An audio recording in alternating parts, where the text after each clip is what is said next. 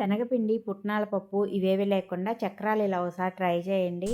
కరకరలాడుతూ గుల్లగా నోట్లో వేసుకుంటే కరిగిపోయేంత బోలుగా వస్తాయండి.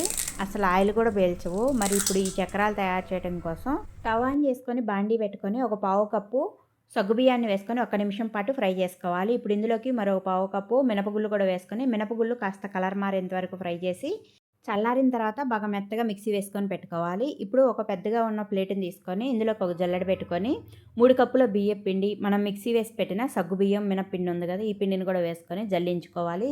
పిండినంతా కూడా జల్లించిన తర్వాత కొద్దిగా ఇలాగ రవ్వలాగా మిగిలితే తీసేసేయండి. తర్వాత పిండిలోకి రుచికి సరిపోను సాల్టు, ఒక 2 స్పూన్లు నువ్వులు, 1 టేబుల్ స్పూన్ వాముని అరచేతిలో వేసుకొని ఇలా రబ్ చేసుకొని వేసుకోండి. ఫ్లేవర్ అనేది బావుండిద్ది.